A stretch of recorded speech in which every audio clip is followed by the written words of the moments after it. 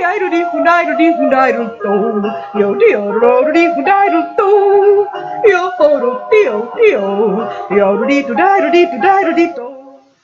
everybody, welcome to my video about identifying trees by their fall colors. Today my goal is just to show you a few of the trees that we have around the Great Lakes region. Before I start though, I just want to talk about how the color happens. So the timing and intensity of the color definitely varies from year to year and from place to place based on the weather conditions and other factors, but mostly things like if it's dry in the fall, then the colors will change earlier than if we have a wet fall, and if we have cold nights, that can contribute to certainly the intensity of the color. More cold nights means brighter colors. So, and what's going on here in the fall is that the chlorophyll in the leaves is breaking down, and the chlorophyll is the green pigment that we see all year long, and that starts to break down, and then what's left over in the leaves are secondary pigments. And those secondary pigments are responsible for the different colors that we see.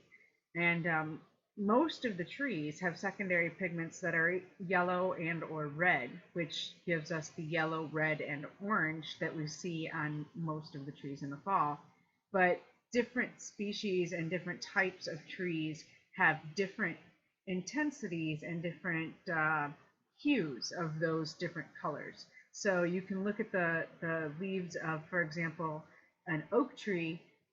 A red oak tree has these deep dark red hue in its leaves, whereas a maple tree has a really bright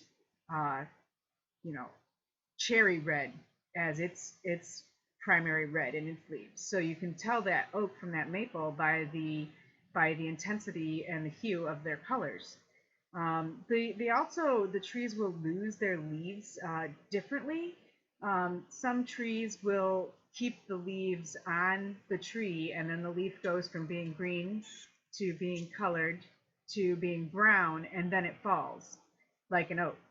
And other trees, like a maple, will keep all their leaves on while they're colored and drop them while they're still colored, and then they turn brown on the ground. So you get that brown in the tree from the leaves that stay on the tree and turn brown. It affects the color that we see when we look at a tree from a distance. So all of those things can make a difference into how we're going to look at these trees here in just a minute.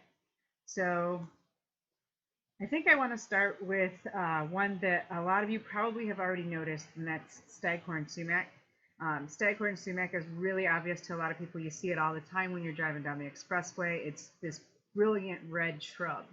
And it also has these red fruits on it. I think they're fruits, but you see them sticking up, and so that Staghorn Sumac is really obvious in the fall, and it's probably one of the brightest things out there. And it starts out being really, really bright orange and transitions into a really deep, bright red.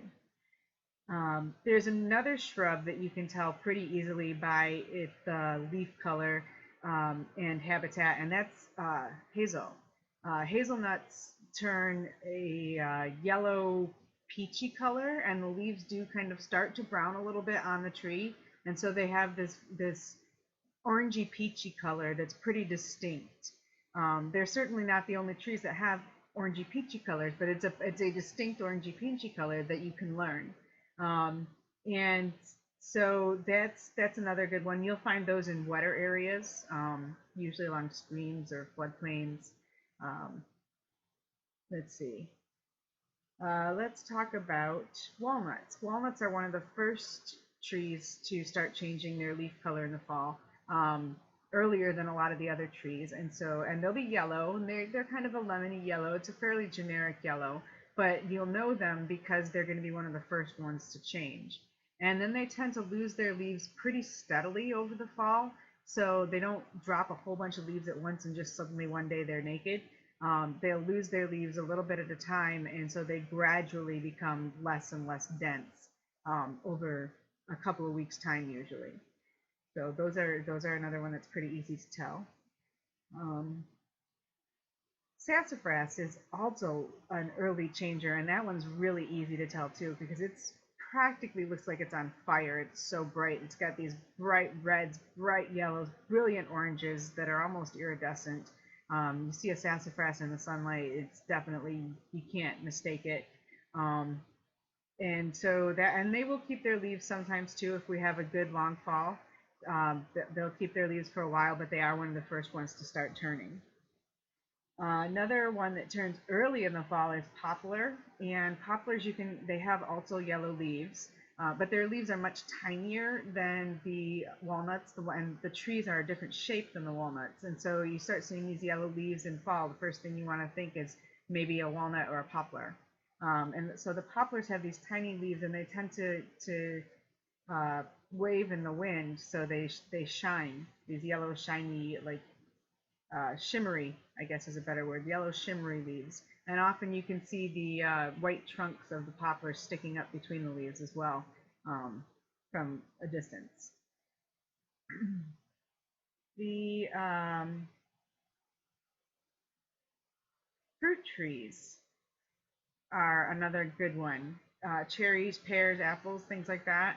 They tend to be medium-sized trees with very small leaves, and the leaves will be, uh, again, a peach color, but this is a more reddish peach than the hazel is. And also they're going to be growing in higher areas, drier areas than the hazel. And these keep their leaves on and drop them after they turn brown. So over the season, these trees will turn darker and darker as more and more of the leaves turn brown. So they don't drop them off while they're still colored, and it affects their color throughout the season. Another one that's really easy to identify is mulberry, and that's because it's again a medium-sized tree, and it's super bright yellow. Mulberry, even when it's green, has very bright, shiny leaves that you can see from across the field. You can see the shine on it because the leaves are coated in a wax, and so this is a very shiny, waxy-looking yellow on a medium-sized tree.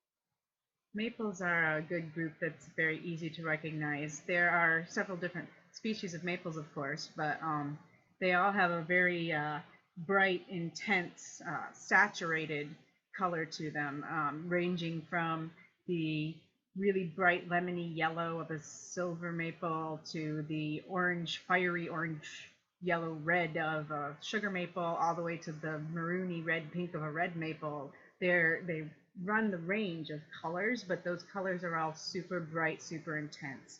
And they lose their leaves before they turn brown, so the tree remains really intense throughout the entire season.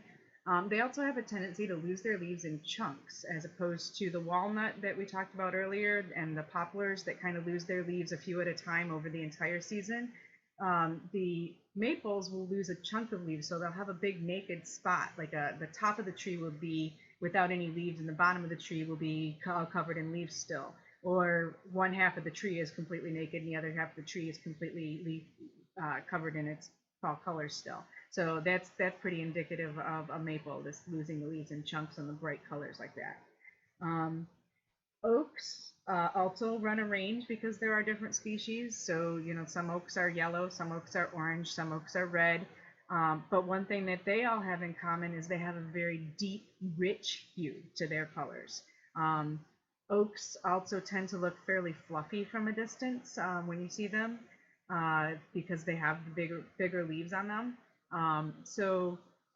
Another thing about oaks is they will change their color. It will turn more towards the brown side, from the green side to the brown side through the season, because their leaves tend to, rather than the leaf turning color all at once, the leaf turns color from the outside in, and so the inside of the leaf along the veins will still be green while the outside is colored, and then later the part along the vein will be colored, whereas the outside will be already brown, and so that changes the way they look throughout the season. But again, they're always going to have this really deep, rich color to their leaves. And then lastly, hickories. There are several species of hickories, but all of them are this really super bright yellow gold color. And they also tend to be very tall and narrow. And you'll see them oftentimes in among the oaks, and you'll see these skinny, bright gold trees, and those are the hickories in your oak hickory forest. And so, learning these trees and being able to see them from a distance can tell you a lot about the habitats that are out there so that you can scan and see where you might want to go to do your foraging for different things like morels in places where there's lots of fruit trees, or hen of the woods in places where there's lots of oaks, or there's countless other examples, but it can help you to find different habitats to forage in. And this is certainly not all of the trees. This is just a few to get you started in thinking about it and looking at them, and looking at the different colors and the different hues and such of the different trees so that you can learn them. So hopefully you liked this video. If you did, please go ahead and like and subscribe. You can also visit the website, willforageforfood.com, and join our Facebook group, Will Forage for Food.